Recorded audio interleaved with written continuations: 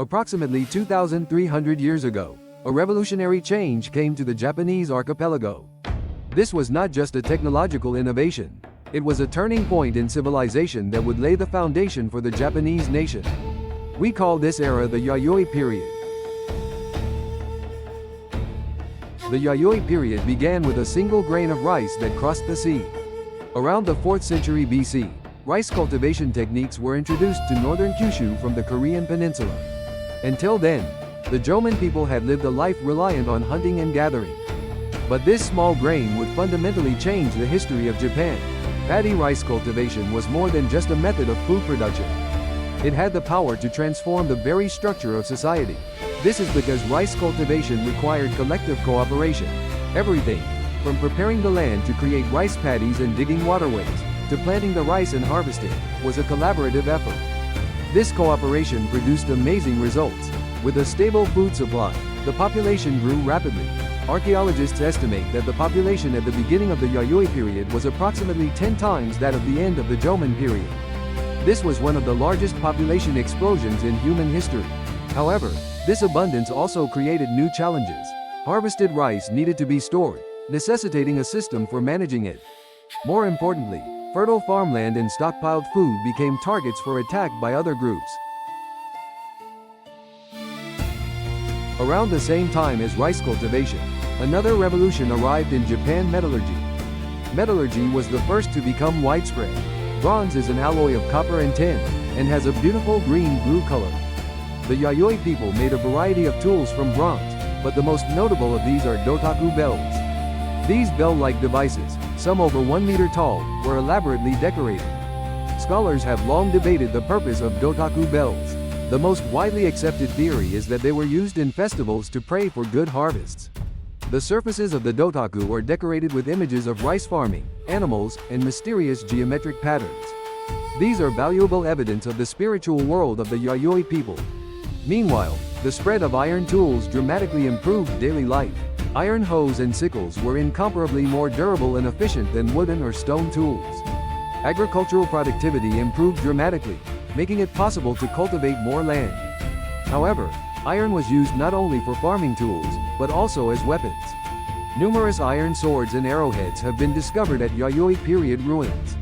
Contrary to the image of a peaceful agricultural society, this era was also one of fierce conflict. The wealth brought by rice cultivation was also a source of conflict.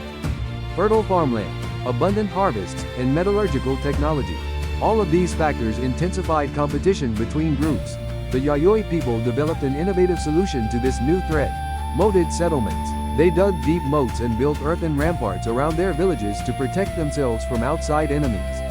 These defensive structures were not simply physical barriers. They were also evidence of the existence of an organized society. Even more intriguing were the existence of highland settlements. Built on mountain ridges and hills, these settlements were literal natural fortresses. Their ability to alternate between farming on the plains and defense in the mountains demonstrates sophisticated strategic thinking. Archaeological evidence vividly depicts the violent side of this period. At the Doigahama ruins in Yamaguchi Prefecture, numerous human bones with fatal head wounds have been discovered. These wounds are thought to have been caused by bronze or iron weapons. However, these conflicts were by no means chaotic. They were organized wars over resources, and the victorious groups gained control of larger tracts of land and larger populations.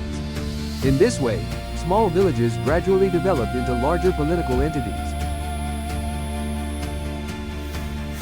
The Yoshinogari ruins in Saga Prefecture are one of the most important discoveries in understanding the social structure of the Yayoi period. This ruin is no mere village.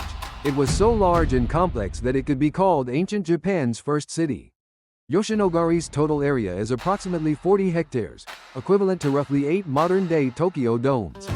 The ruins are surrounded by triple moats, and the interior is clearly divided into sections.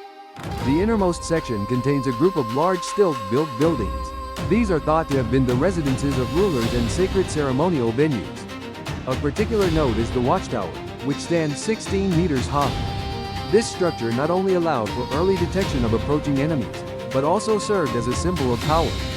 Visible from afar, this massive structure demonstrated the majesty of the region's rulers. Excavations at Yoshinogari uncovered conclusive evidence of the existence of a class society. Examination of the cemetery revealed clear disparities in burial methods. The graves of the ruling class were filled with lavish grave goods such as bronze weapons, mirrors, and glass beads, and their burial jars contained no grave goods. In contrast, the graves of ordinary people were simple and contained few grave goods. This disparity indicates that Yayoi society already possessed a complex hierarchical structure. Even more intriguing is the discovery of Chinese mirrors and pottery from the Korean Peninsula at Yoshinogari. This indicates that the settlement was not simply a center of regional power, but an important hub in an international trade network. During the late Yayoi period, one of the most enigmatic figures in Japanese history appeared. Himiko, Queen of Yamatekoku. Her existence is known from the Chinese historical record, Weiji Wa Jin Den. In the 3rd century, China was in the midst of the Three Kingdoms period, during which Wei, Wu, and Shu were fighting one another. During this turbulent time, a female emissary from an island nation far to the east met with the Emperor of Wei. The emissary was a representative of Queen Himiko, and sought an alliance with Wei. According to the Weiji Wa Jin Den, Himiko ruled her people through a religious practice known as Kido.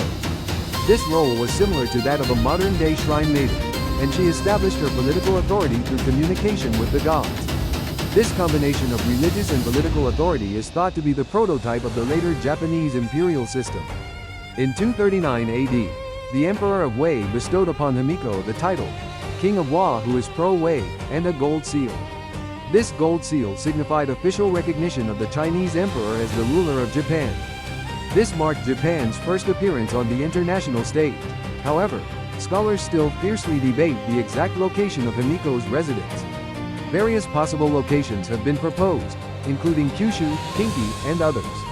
This mystery, known as the Yamatekoku controversy, remains one of the greatest mysteries in Japanese archaeology. After Himiko's death, Wakoku once again fell into chaos. However, records show that a new queen named Iyo emerged and reunited the country. The existence of such female rulers demonstrates that Japanese society in the late Yayoi period was not necessarily male-dominated. Towards the end of the Yayoi period, around the 3rd century AD, a new wave of change swept over the Japanese archipelago. The construction of huge keyhole-shaped tombs began.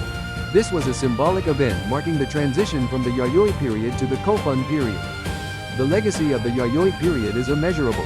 Rice cultivation techniques remain the foundation of Japanese agriculture today, and the paddy field system, established during this period, has characterized the Japanese landscape for over 2,000 years.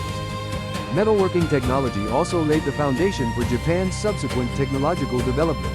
Ironworking techniques, in particular, would later develop into the manufacturing techniques of Japanese swords. The Yayoi period also had a profound impact on social systems. A hierarchical society, religious authority, and a centralized political system.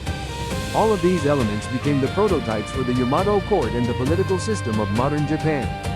Foreign tourists traveling to modern Japan are often captivated by the country's beautiful rice paddy landscapes. The rice planting in spring, the lush green rice in summer, and the golden harvest in autumn. These scenes are a legacy of the Yayoi period, which began 2,300 years ago. The festivals held at shrines across Japan can also trace their origins to the Yayoi period. Rituals to pray for good harvests, festivals to confirm communal unity. These are a continuation of the spiritual traditions of the Japanese people, continuing since ancient times when doutaku bells were sounded. The Yayoi period teaches us that technological innovation has the power to fundamentally transform society. What began with a single grain of rice eventually led to the formation of a nation. However, it was not an easy road. Wealth gave rise to conflict. Conflict encouraged organization. And organization gave rise to class society. The Yayoi people confronted these challenges with ingenuity. Moated settlements, religious authority, international diplomacy. They found their own solutions to many of the problems we face today. The 1,600 years of the Yayoi period were truly miraculous, as Japan transformed from an agricultural society into a civilized nation. Understanding this period is tantamount to a deeper understanding of modern Japanese culture and society. How did the people of a small island nation build a unique civilization? The answer lies quietly engraved in the swaying rice ears of Saga, and in the Yayoi ruins hidden throughout Japan. 2,300 years have passed since the Yayoi period. To this day, Japanese people grow rice, hold festivals, and value their communities. Even today, times change, but the foundations of civilization built by the Yayoi people have been passed down to the present day. This is the eternal message that the Yayoi period, the first great era in Japanese history, sends to the present day.